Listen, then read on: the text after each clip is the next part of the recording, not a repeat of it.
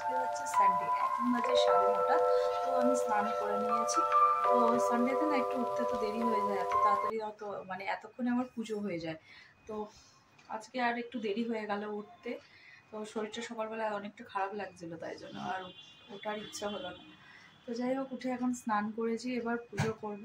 আর এই ঠোঁটে কি হয়েছে বলো তো, ঠোঁটের মধ্যে না একটা জস্ঠসা হয়েছে, এত ব্যথা করছে। তো আমি একটু বোরোলিন লাগিয়ে রেখেছি, দেখি ব্যথাটা কমে কিনা। তো কালকে থেকে হয়েছে, এত ব্যথা করছে না, একটু বোরোলিন লাগিয়ে রেখেছি। তুমি কি করছো এখানে? সেলুটে আটকাচ্ছ কেন ওখানে?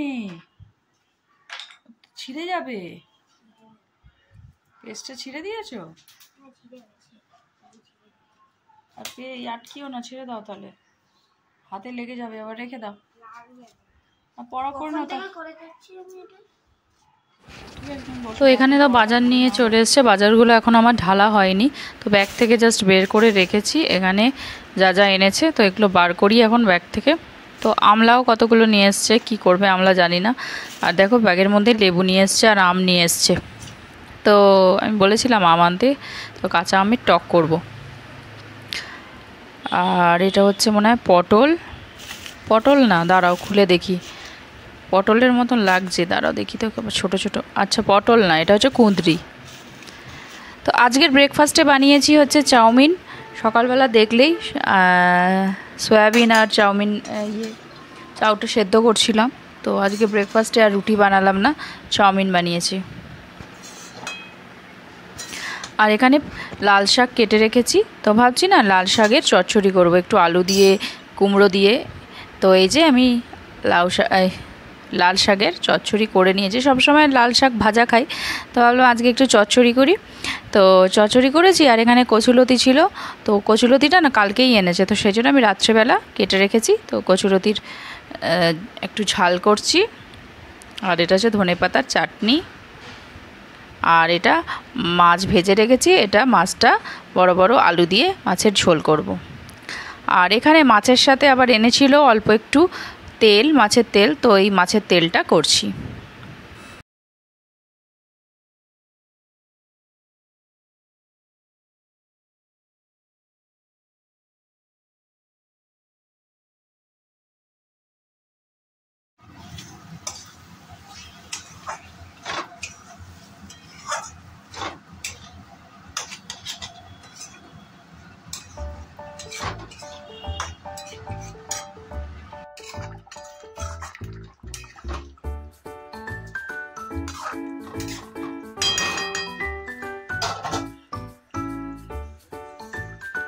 তো আমার বিকালে বাবা এই যে দইটা জমিয়েছিলাম সকালবেলা, এই দেখো কি সুন্দর দই জমে গেছে, দেখো একটু জল নেই, কি সুন্দর জমেছে।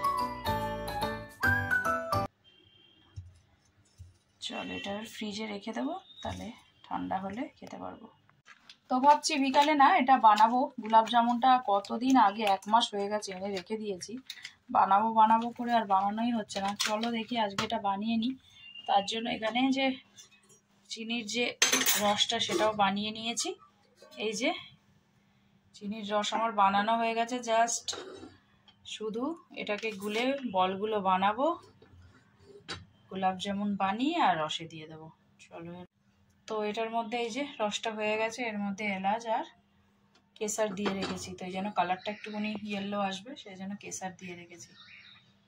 কেটে এখন এর মধ্যে নিয়ে নিয়েছি, এই যে কেটে নিয়েছি। আমার মনে হয় এটাকে ঠান্ডা জল দিয়েই মাখতে হবে। এখানে কি লেখা আছে একটুখানি দেখি, এই যে পেছনে লেখা আছে কিভাবে মাখতে হবে। তো এখানে ঠান্ডা জল দিয়েই এটা মাখবো না গরম জল দিয়ে, সেটা দেখে নিচ্ছি। আর এর মধ্যে না আমি একটা আবার এই যে আমুল স্প্রে আছে, সেটাও 1 প্যাকেট দিয়ে দিয়েছি, দিলে একটুখানি ভালো হয়। তো এই পাউডার দুধ এটা একটা দিয়েছি। তো চলো এটাকে আগে মেখে নিই। সুন্দর হাওয়া দিচ্ছে না, বলবো তোমাদের, মনে হচ্ছে একটু ছাদে যাই, দাঁড়াও তোমাদের দেখো, বাইরে খুব সুন্দর হাওয়া দিচ্ছে। চলো আমি এটা মেখে একটুখানি ছাদে যাব, এত সুন্দর হাওয়া দিচ্ছে না কি বলবো। মনে হয় চাকদার বাড়িতে থাকলেও আমার এত হাওয়া পাই না, যেখানে মানে যতটা এখানে থাকলে পাই। এত সুন্দর হাওয়া দেয় না প্রত্যেক দিন বিকালবেলা, অফ, আর এসি চালাতে হবে না, সুন্দর হাওয়া দিচ্ছে। এত সুন্দর হাওয়া দেয় না, কি বলবো, খুব সুন্দর হাওয়া দেয় সত্যিকারের বলছি। মানে চাকদায় থাকলেও না এত সুন্দর হাওয়া পাই না যতটা আমি এখানে থাকলে হাওয়া পাই।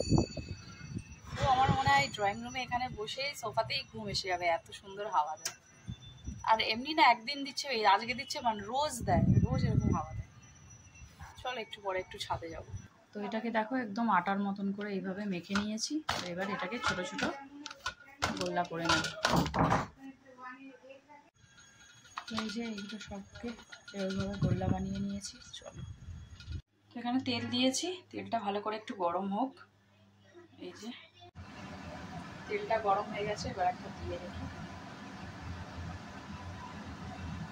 অল্প অল্প করেই দিই।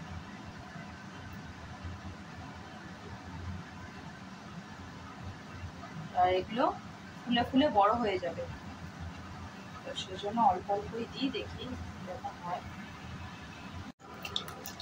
দেখছো পুরো বড় বড় হয়ে গেছে, ফুলে ফুলে আস্তে আস্তে করে লাল লাল করে ভেজে নেবো। গ্যাসের ফ্লেমটা আস্তে করে দিয়েছি।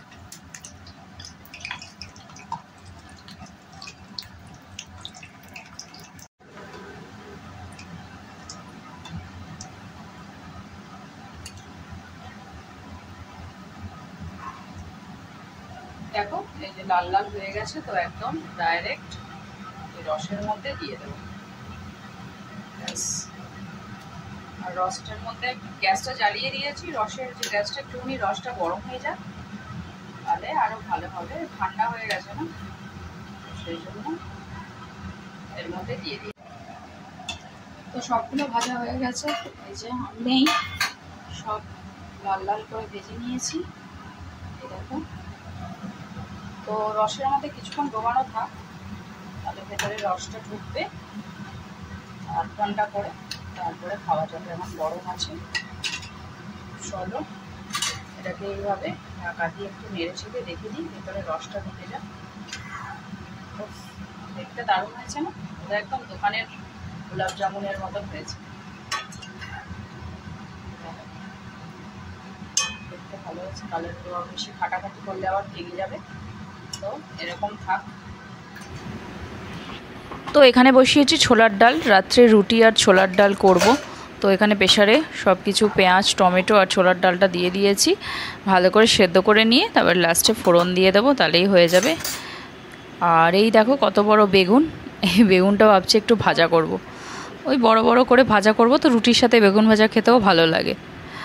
তো চলো, এখন মিষ্টিটা এবার মিস্টার বড়ুয়া এসে গেছে, তো ভাবছি এটা একটু দিয়ে ওকে দিয়ে টেস্ট করে দেখি কি বলে।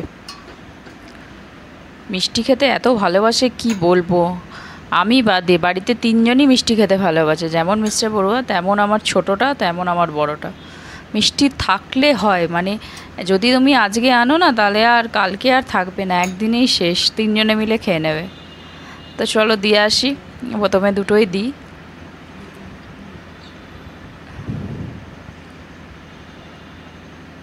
খেয়ে কি বলবে আগে দেখি।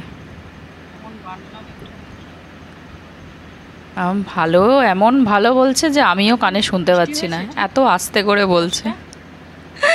কি আর বলবো, যাক ভালোই হচ্ছে, সত্যি খুব ভালো হয়েছে, এত সফট হয়েছে যে কি বলবো। তোমরাও এই প্যাকেটটা না কিনতে পাওয়া যায়, গোলাপ জামুনের প্যাকেট, খুব ভালো হয়। তো আমি অনেকবার আগেও ট্রাই করেছি, সত্যি পুরো দোকানের মতন টেস্ট হয়। ফাইনালি আমি বানাতে পারলাম, তাই না? আমি কতদিন ধরে বলছিলাম, একটু বলো, কতদিন ধরে আমি বলছিলাম এটা বানাবো বানাবো।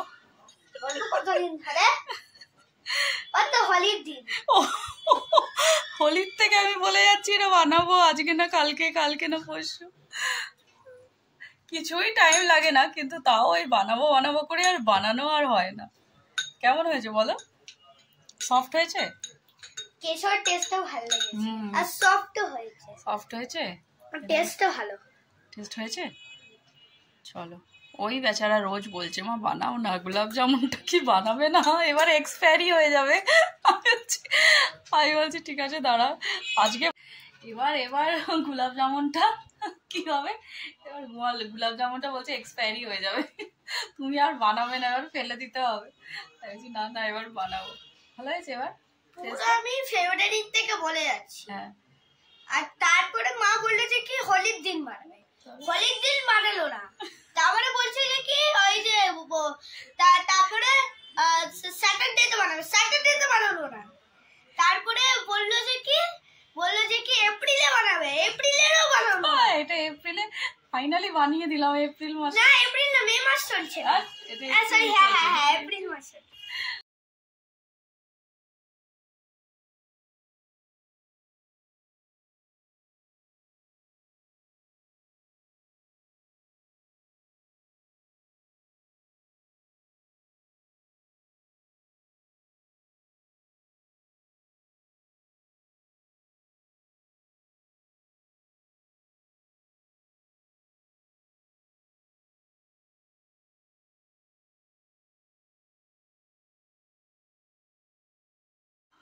রুটি টুটি বানিয়ে এতটা গরম লাগছে না, এরকম ছাদে যাচ্ছি, ছাদে গিয়ে একটু হাওয়া খেয়ে আসি। আর আমি ডিনার তো করে নিয়েছি, মুখটা দেখা যাচ্ছে না, অন্ধকার লাগছে না, তাও একটু একটু আলো আছে। আমার ডিনার তো কমপ্লিট হয়ে গেছে, তো ভাবলাম আমি একটু ছাদে এসে একটু হাওয়া খেয়ে যাই আর একটু হেঁটে নিই, খাওয়ার পরে একটু হাঁটলে হজম হয়ে যাবে। উফ, ঘরে যা গরম, বিশেষ করে রান্নাঘরে রুটি বানালে মানে কি বলবো, আর থাকা যাচ্ছে না। চারিদিকটা কিরকম অন্ধকার, কিন্তু দারুণ হাওয়া দিচ্ছে গো, ছাদের মধ্যে এত সুন্দর হাওয়া দিচ্ছে, সেখানেই মানে দাঁড়ালে ঘুমিয়ে পড়বো। তো চলো, আমি তো একটুখানি হেঁটে তারপরে নিচে চলে যাব। তো হানি আর ঈশান দুজনেই পড়ছে, তাই বললাম ওরা খায়নি, ওরা একটু পরে খাবে। তো এখন 9টা বাজে, তো ওরা আর খায়নি, ওরা বলে 10টার সময় খাবো। তো চলো, কালকে আবার স্কুল আছে, তো এই হচ্ছে ব্যাপার। তো ভিডিওটা এখানে এন্ড করছি, যদি ভালো লাগে তাহলে অবশ্যই লাইক করে শেয়ার করো। দেখা হচ্ছে আবার নেক্সট ব্লগে, ততক্ষণের জন্য টাটা।